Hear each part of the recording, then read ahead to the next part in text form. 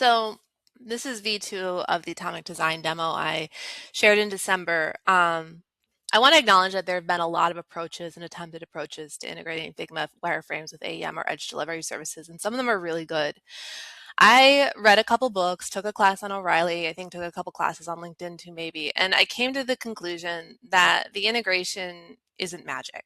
Now, I know what you're thinking, right? Lisa, you're basically the Wicked Witch of the West. What do you mean it's not magic?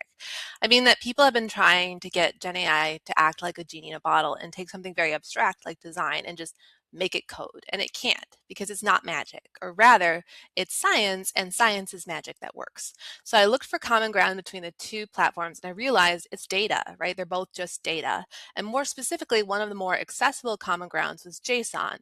JSON allows us to output Figma frames, aka individual design elements, into content fragments, which treat content as data in AEM via JSON.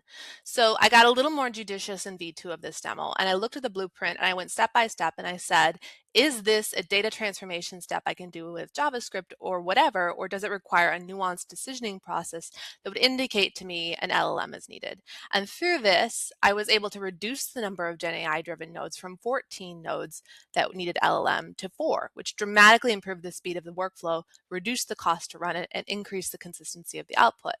So, hi, I'm Lisa Brown. I've spent a little over a decade living in and around AEM, and a lot of the time has spent trying to get the speed of customers' changing needs to match the speed of business, to match the speed of content pipelines. If you're working on anything like this, I would love to talk to you. This is not a finished product. It is a working blueprint. Okay, so let's head into end-to-end. The workflow in this demo takes raw JSON here, and it turns it directly into atomic content fragments that a CMS can ingest, so every frame, button, and text block can be treated as a governed asset instead of a one-off recreation. So the flow is very simple, right? You take the Figma JSON export in, you parse and flatten into individual nodes, you use AI at this point, and this kind of parallel peer point to classify, right? So there's an initial classification step, and then we're going to use the switch node to route it into atoms, molecules, and organisms for these agent nodes to do a further classification using atomic design rules. And then you're going to flatten, parse, and route once more into transform nodes. It'll give it the right content fragment shapes before outputting the values into Airtable.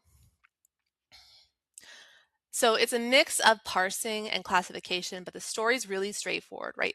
One push from design, and I want to stress, you don't want to do a naive sync between Figma and this workflow to push to AEM, because Figma has fractional indexing for multiplayer editing, so you'll end up with partially realized content fragments. What you want to do is go into the Figma dev documentation, go to the frame node documentation, and use dev status. So a manual update of dev status by the designer should be the event listener that this workflow works towards. So it'll push from Figma through here. Your design elements will come through here. And then it'll yield a set of structured typed content fragments that are ready for your headless CMS or any other target. And that is what it looks like when designs stop being documents and start behaving like data. So one really important thing I learned was reduce and be really judicious. Do I need GenAI at this step, right? And then when we separate this out, the workfront runs faster, costs less, and is more predictable. The other thing I like to do here is I like to set up separate API keys in Claude for each of my 4 AI-driven nodes. So this one, the Claude classifier, this one, the AI agent for atoms, molecules, and organisms, 4 API keys. And the reason is in the console for Claude, you can, it tracks the cost that's associated with that API key separately. So then you can export that data into a broader dashboard and say, from an observability standpoint, like, hey, you know what? This is using a lot of tokens, it's using a lot of data. Let's take a look at it. Or like, you know, I really see organisms as using a lot more money than atoms. Maybe we need to refine the data dictionary or the tool that this agent's referencing in order to bring down the cost. Okay, so the other thing I want you to think about is enhancements to this blueprint, right? One thing that I didn't do because I was testing and I wanted to make sure it was moving at least quickly enough to do iterative testing was I didn't add a simple memory node here. You want to do that. So if you add a simple memory node at your organization, it will be local to your organization. And the reason you want to do that is if you have a common design system and you push it through this workflow often enough, the memory will start to build consistency in the output. Now that's important because if you start with Opus, Claude Opus, which is a more expensive type of model, and you build that memory over time, you can start to test whether you can back down to Sonnet or maybe even Haiku, which will lower the cost for that node overall. Now, I really want to stress assumptions, constraints, and dependencies. The main assumption, and this is really important, is that your in-scope Figma designs are frames and not groups. If you are just using groups, if you're using a combination of frames and groups, your structure will not be predictable enough to parse and classify.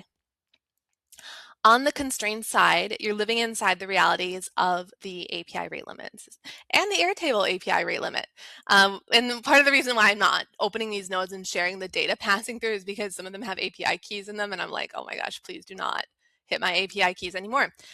Dependencies are just general production ready pipeline dependencies. So if you want to talk a little bit more about what this looks like or could look like for you, come and find me. I'm happy to just share it out with you and kind of walk you through how to set it up. Recommended enhancements. Again, you want to use a manual gesture, a human gesture as your event listener. That manual dev status update in Figma, and that's so that you don't have partially realized fragments. The human now this is ready signal will improve your data quality exponentially. And two, run two CSS pipelines in parallel. So one, you can do a CSS async. There's an CSS async property in the API. So you can pull CSS out of the same frame that you're pulling the JSON from, but you can also do a design token workflow in parallel that routes the design tokens through Amazon style dictionary and converts those to CSS as well. So you can run those two in parallel. That's a good enhancement after you add the memory node and the event listener. And then to bring it back, the real innovation here is this, I'm not trying to be clever, right? It's the decision to treat Figma and AEM as peers and that to create a shared data ecosystem out of content for content ops, right? So when we start to design content fragments and we design our content, we look at them both as first-class data, then we can start to attach data catalogs, governance, quality controls to the data.